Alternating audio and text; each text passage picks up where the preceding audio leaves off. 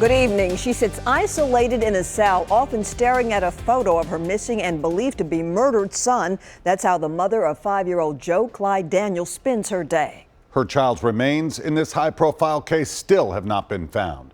Crystal Daniels won't cooperate with investigators, but she did have contact with a fellow inmate. And now that former inmate talked with News Channel 5's Nick Barris. Joe Clyde's parents are both locked up here in the Dixon County Jail. Now, since their arrest more than 3 weeks ago, the sheriff tells me that they've processed several inmates here at the jail, and as you're about to see, at least one of them has spent time with the mother.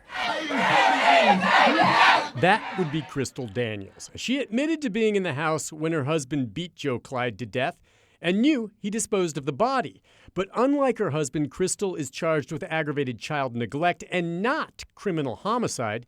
She's alone in a cell. I literally was beside her cell. Amy Rigdon Warden was booked into the jail on a misdemeanor charge and spent 4 hours last week in a holding cell right next to a cell with a woman she immediately recognized as Crystal Daniels. I just kind of kept watching her and just seeing, like, what is her mindset? Like, how does she act? You know, does she act like this monster that, you know, we think that she is, or like her husband is? Rigdon Warden says it was difficult to talk because they were separated by plexiglass and not bars.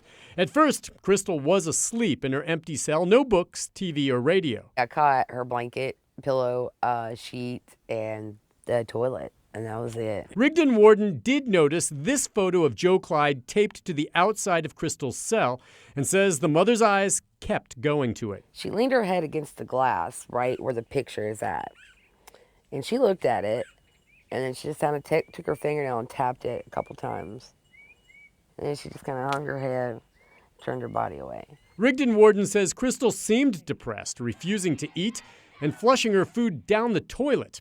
As for the whereabouts of the boy's body, Crystal never made any mention of her son. As it stands now, Joe Clyde's mother and his father are both still locked up here in the Dixon County Jail, each still on $1 million bond.